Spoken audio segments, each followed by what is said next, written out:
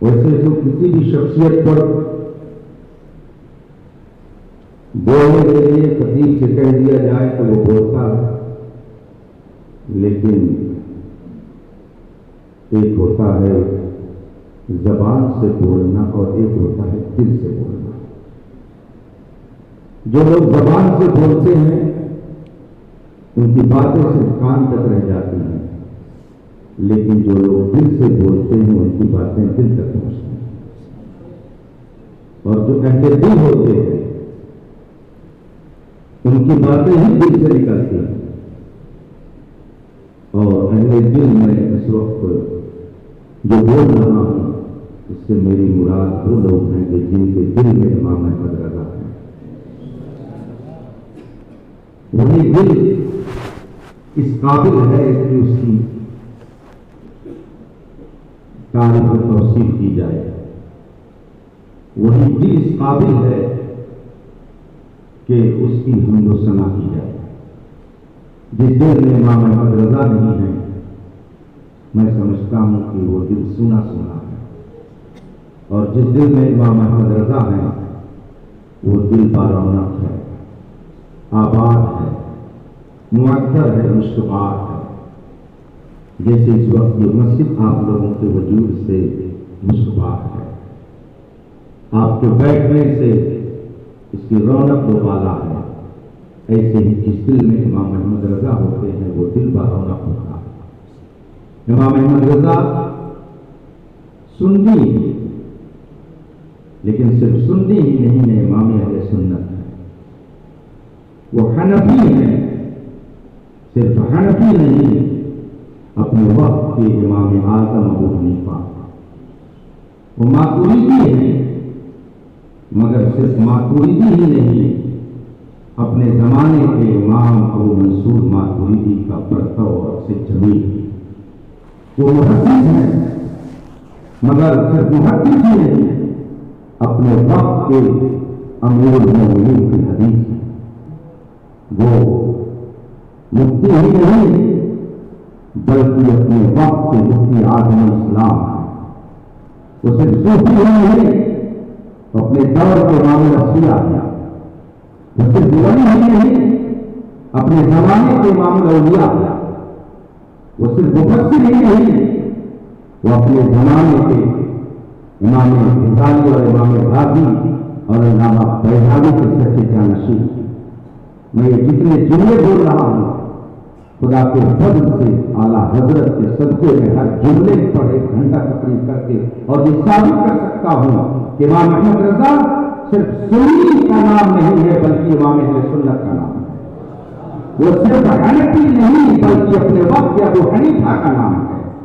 آپ ان کی تصنیفات، ان کی تالیفات، ان کے فتاوی، ان کی کتابیں، ان کے رسائل، ان کی تحریریں اگر آپ انصاف کی قیمت لگا کر کے پڑھیں گے اور دیکھیں گے تو آپ کو یہ کہنا پڑے گا وادی رضا کی کوئی ہمارا رضا کا ہے۔ جو کچھ ہے اس صدی میں وہ تنہا رضا۔ لوگوں نے بہت لکھا اس میں کوئی شک نہیں، ہم ان کی تحریروں کو بھی دھوکہ دیتے ہیں، لیکن اس زمانے میں ہماری جس عظیم ضرورت کی تکمیل کے لیے اعلیٰ حضرت نے ہمارے درمیان کسی کو پیدا کیا، اس ضرورت کی تکمیل کا نام امام احمد رضا ہے۔ اگر علم غیب مصطفیٰ پر وہابیہ اور دیابنا سے مناظرے کی بات آئے، اگر مذہبوں نے چیلنج کیا علم غیب مصطفیٰ کے حوالے سے اور آپ کو مناظرہ کرنا پڑے تو آپ جو ہے دولت المکیہ کے صحیح سے مناظرہ نہیں کر سکتے ہیں، خالص الاعتقاد کو پڑھے بغیر مناظرہ نہیں کر سکتے ہیں۔ اگر آپ صحیح مفتی بننا چاہیں تو اس دور میں فتاوی رضویہ کے مطالعہ کے بغیر صحیح مفتی تو دور کی بات ہے مفتی بھی نہیں پڑھ سکتے ہیں۔ فتاوی رضویہ صرف وہ ایک فتوے کی کتاب نہیں ہے، عالم اسلام کے ہر طبقے کی رہنمائی کی شامل ہے۔ وہ کون سا طبقہ ہے، وہ کون سی جماعت ہے، وہ کون سا گروپ ہے امام احمد رضا نے جس کی رہنمائی بھی فرمائی، زندگی سے لے کر موت تک زندگی کے جتنے مسائل ہیں ہر گوشے پر جس کی تحریر موجود ہے اور جس نے خالص لوجہ اللہ امت مسلمہ کی رہنمائی فرمائی، جس کے دل میں امت کا درد تھا، جس کے دل میں قوم کا درد تھا، اس درد کا نام امام احمد رضا ہے۔ اس قوم کے درد کا نام امام احمد رضا ہے، جو قوم سسک رہی تھی، پھرک رہی تھی، ضرورت اس بات کی تھی کہ نبی پاک سے امت کے رشتے کو مضبوط کیا جائے۔ کمزور کرنے والی تحریکیں رشتہ کمزور کر رہی تھیں، نبی کی شان میں گستاخی کی جا رہی تھی، اولیاء کی شان میں بدتمیزیاں کی جا رہی تھی۔ للکار کا جس نے میدان میں آ کر ہر باطل کی آگ میں آگ ڈال کر کے کہا کل کے رضا ہے خنجرے خونخوار سرفار، آگا سے کہہ دو خیر منائے نشر کریں، یہ آواز اگر کسی کی ہے تو اس ذات کا نام امام احمد رضا۔ ہم اور آپ امام احمد رضا کو کیا سمجھ پائیں جب ہم ابھی اپنے ہی آپ کو نہیں سمجھ پاتے۔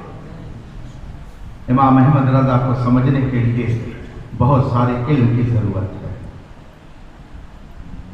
لومڑی کو جب انگور نہ ملے تو اس نے کہا انگور کھٹے ہیں۔ کسی کا معدہ خراب ہو اسے گھی کھلایا جائے تو وہ دست میں اور مست ہو جائے گا، تو گھی کا قصور نہیں ہے، قصور اس کے معدے کا ہے۔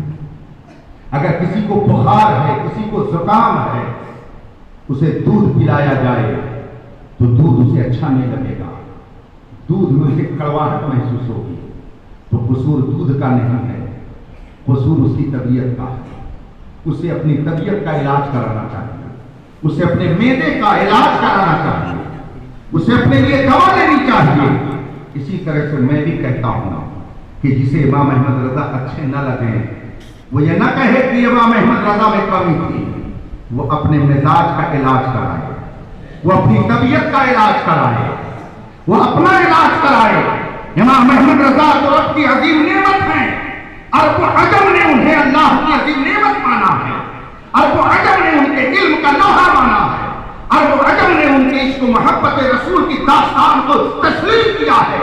آج دنیا کے جس گوشے میں چلے جائیے، دنیا کے جس خطے میں چلے جائیے، جہاں سنی صحیح العقیدہ اردو زبان کے جاننے والے ہیں، ہر منبر و محراب سے یہی صدا آ رہی ہے، ڈال دی قلب میں عظمت مصطفیٰ سیدی اعلیٰ حضرت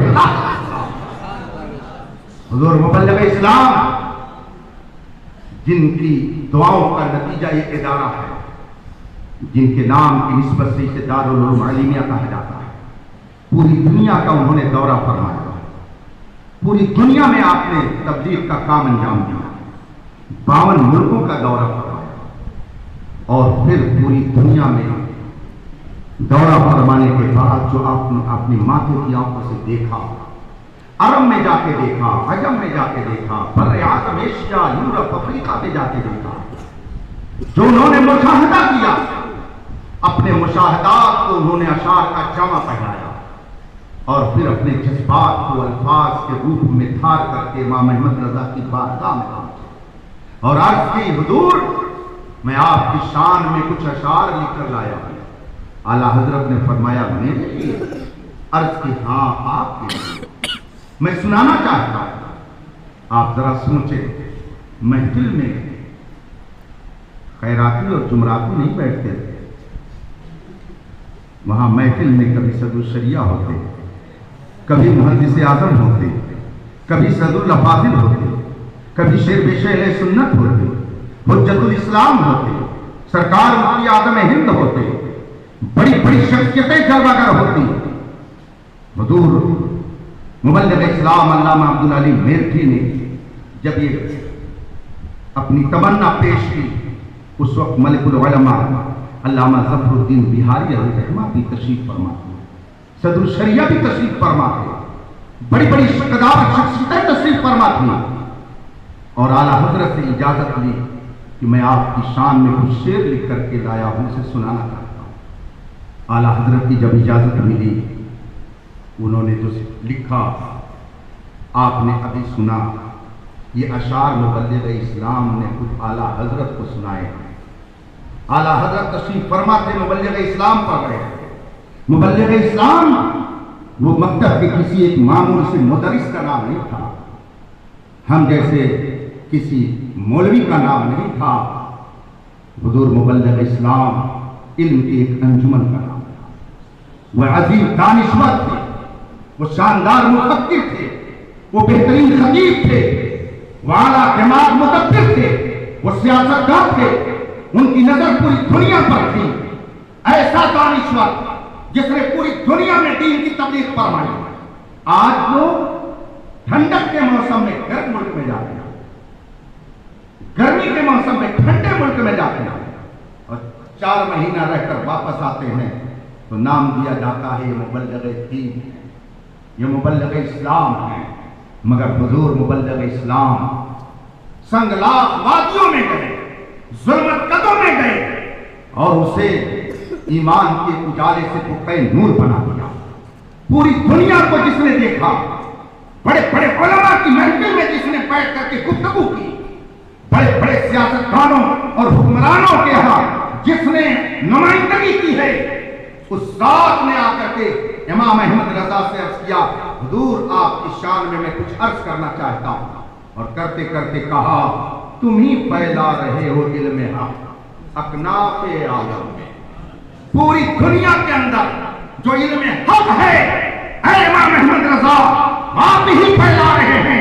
گویا مبلغ اسلام یہ کہنا چاہتے ہیں, فتاوی رضویہ میں جو علم ہے وہی علم حق ہے. اسی کی پیروی کر کے حق کو راضی کر سکتے ہو, اسی کی پیروی کر کے تم جنت میں جا سکتے ہو, اسی کی اتباع کر کے, اسی کی فرما برداری کر کے تم دنیا میں بھی کامیاب رہ سکتے ہو اور آخرت میں بھی کامیابی کا تمغہ حاصل کر سکتے ہو. عرض کرتے ہیں, تم ہی پھیلا رہے ہو علم حق اکناف عالم میں. امام اہل سنت نائب غوث الورا. یہ کون کہہ رہا ہے؟ اپنے وقت کا عظیم مبلغ کہہ رہا ہے, جس نے نہ جانے کتنے ای اور آ کو لاجواب کر دیا, جس نے مختلف زبانوں میں اسلام کی ترجمانی کر کے تبلیغ کا حق ادا کر دیا. اور اخیر میں عرض کرتے کرتے اس مبلغ نے کیا کہا, علی میں خستہ ایک ادنا گدا ہے. ادنا گدا ہے یا ادنا بھی نہیں ہے تو اعلیٰ حضرت کے سامنے بھی کچھ لوگ اعلیٰ بننے کی کوشش کرتے ہیں, جن کی دینی تبلیغ سے مسلمان ہونا تو بڑی بات ہے, سنی بھی نہیں ہو پاتے ہیں لوگ. وہ لوگ اعلیٰ حضرت آنکھ دکھانے کی باتیں کرتے ہیں. اور مبلغ اسلام کیا کہہ رہے ہیں, جن کے کارنامے پوری دنیا میں پھیلے ہوئے, جن کی محنتوں کی بدولت 70,000 غیر مسلموں نے اسلام قبول کیا, وہ یاد کرتے ہیں علی میں ادنا, علی میں خستہ ایک ادنا گدا ہے آستانے کا, کرم فرمانے والے حال پر اس کے شہادت. یہ کون کہہ رہا ہے؟ اپنے وقت کا سب سے عظیم مبلغ اور دانشور کہہ رہا ہے. وہ تو اپنے آپ کو ادنا گدا کہے. یہاں جو ادنا سے بھی ادنا ہے وہ کہتے ہیں ہم بھی تو اعلیٰ حضرت کی طرح ہوتے ہیں. ارے ہو تو سکتے ہو, اس میں کوئی شک نہیں ہے. کوئی اعلیٰ حضرت کی طرح بھی ہو سکتا ہے, کوئی کسی اور کی طرح بھی ہو سکتا ہے. مگر میری سمجھ میں بات نہیں آتی ہے, سارے بزرگوں کو چھوڑ کر کے کیوں لوگ اعلیٰ حضرت ہی کو نشانہ بناتے ہیں؟ کچھ تو ہے جس کی پردہ داری ہے. یوں کوئی بے وفا نہیں ہوتا. جو لوگ ایسی فکر رکھیں, جو لوگ ایسی سوچ رکھیں, سمجھ جائیے کچھ نہ کچھ ان کے اندر جراثیم غیروں کے پائے جا رہے ہیں. ورنہ آدمی جب اپنے باپ سے مقابلے کی جرات نہیں کرتا ہے تو امام احمد رضا سے مقابلے کی جرات کیسے پیدا ہو جاتی ہے؟ اس کا مطلب ہے یہ وفاداروں میں نہیں ہے, یہ غداروں میں شامل ہو چکا ہے. اگر وفاداری چاہتے ہو تو کبھی امام احمد رضا سے مقابلے کی بات مت کرنا. ان کی بارگاہ میں کچکولے گدائی دے کر کے جانا تاکہ دامن بھر کر کے.